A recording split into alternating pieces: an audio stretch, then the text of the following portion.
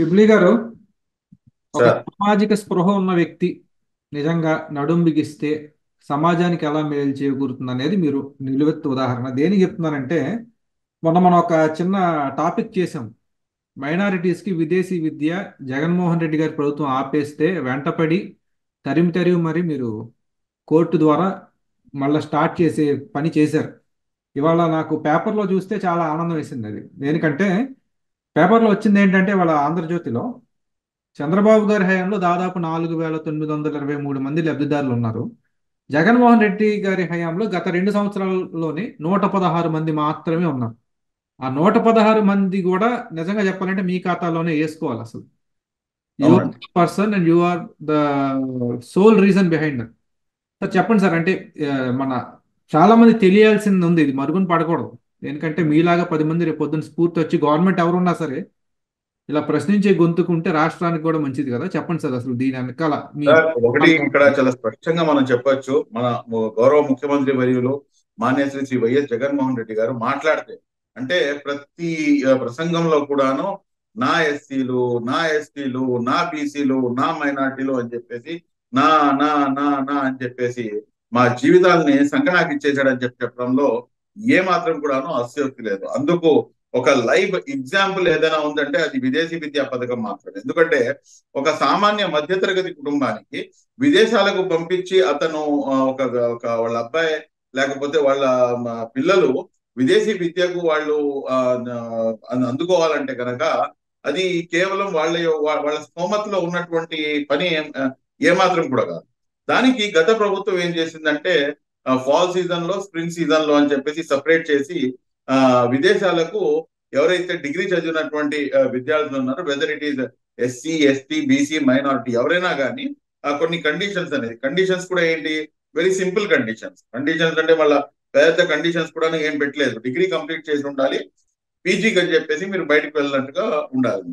దానికి అని చెప్పేసి కేటాయిస్తే దాదాపు ఇప్పుడు మీరు ఇందాక చెప్పినట్టుగా ఇవాళ ఆంధ్రజ్యోతిలో కూడా వచ్చింది, దాదాపు 4,923 మంది లబ్ధి పొందితే ఆ ఇందులో చిన్న కామెడీ ఒకటి ఉందండి. అసలు దానిపై మనం దృష్టి సారించాలి. 3 సంవత్సరాల వరకు ఈ పథకాన్ని పూర్తిగా తీసి పక్కన పెట్టేశాడు జగన్మోహన్ రెడ్డి. అసలు దీని గురించి మాట్లాడితే ఎందుకు అంటాడు. కానీ ఈవిడ మన వీళ్ళ పిల్లలు, జగన్మోహన్ రెడ్డి గారి పిల్లలు విదేశాల్లో చదువుకుంటున్నారు.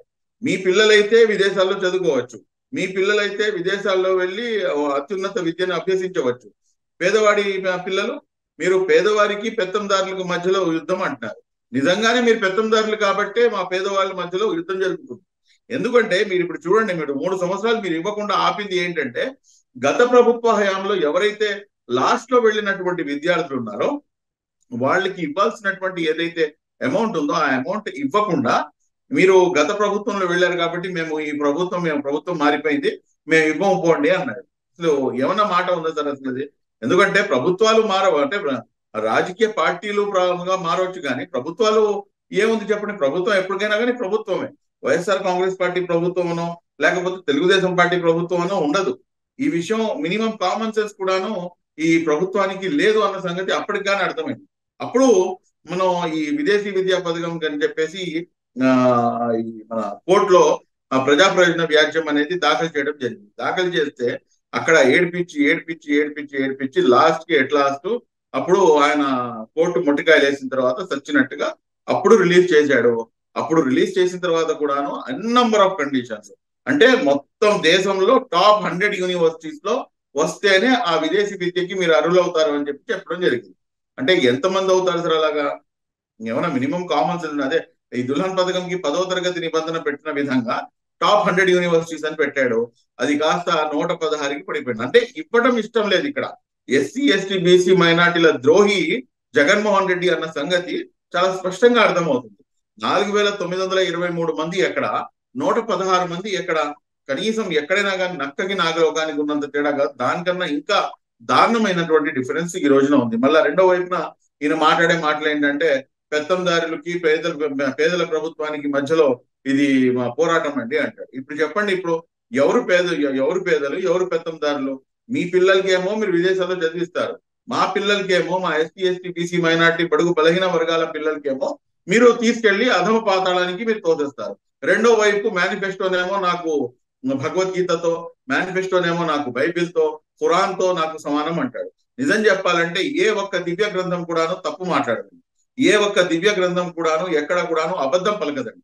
కానీ ఈ రోజు ఈ మూడు దివ్య గ్రంథాలను, ఈ మూడు మతాలను కూడాను మోసం చేసి, ఈ మూడు గ్రంథాలపై కూడాను తప్పుగా ప్రమాణం చేసి, ఈ రోజు హిందువుల్ని, ముస్లింల్ని, క్రైస్తవుల్ని అందరినీ కూడాను నెట్టేట ముంచేస్తున్నటువంటి వ్యక్తి వైఎస్ జగన్మోహన్ రెడ్డి అన్న సంగతి చాలా సుస్పష్టంగా అర్థమవుతుంది. సార్ ఇది అన్- నాకున్న ప్రధానమైనటువంటి ఒక ఇదేంటంటే సమస్య ఈ మొత్తం వీటిల్లో ఇప్పుడు మీరు చెప్తున్నారు ఇటువంటి ఇదే కనుక ఒకవేళ చంద్రబాబు నాయుడు గారి హయాంలో జరిగి జగన్మోహన్ రెడ్డి గారు కనుక ఒకవేళ ప్రతిపక్షంలో ఉండుంటే చాలా రచ్చరచ్చ అయిపోయి ఉండేది కదా. అంటే సార్ ఇక్కడ చంద్రబాబు నాయుడు గారికి తలల మీద చేతులు పెట్టడాలు, బుగ్గలు గిల్లడాలు, ముద్దులు పెట్టడాలు ఇవన్నీ ఆయనకి రావు కదండి. తొందరగా నవ్విసావాడు ఈయన పెద్ద ఆయన. వాడేమో చేయాల్సిన యాక్టింగ్లు అన్ని చేస్తాడు. మళ్ళీ ఏం చేద్దాం చెప్పండి. ఇప్పుడు జనాలకి ఎలా ఉంటుందంటే ఈ యాక్టింగ్ స్కూల్లో నేర్చుకుని వచ్చినటువంటి వాళ్ళకి చూసి జనాలు మోసపోతూనే ఉంటారు. ఓకే. పెద్ద ఆయనకేమో ఇవన్నీ యాక్టింగ్ చేయడం రాదు. ఆయనేమో చాలా స్పష్టంగా ఉన్నది ఉన్నట్టుగా యాజ్ ఇట్ ఈస్ గా స్ట్రైట్ ఫార్వర్డ్ గా ముక్కు సూటిగా వెళ్ళిపోయి మనిషి ఆయన. ఈ తలల మీద చేతులు పెట్టడం ఎప్పుడు చూడలేదు, బుగ్గలు వెళ్ళడాలు మనం ఎప్పుడు చూడలేదు, ముద్దులు పెట్టడాలు మనం ఎప్పుడు చూడలేదు. ఇక్కడేమో ఇక్కడ లేనిపోని అన్ని యాక్టింగ్లు మొత్తం కూడా ఇక్కడే ఉంటాయి. కాబట్టి తప్పదు మళ్ళీ ఇలాగే ఉంది పరిస్థితి.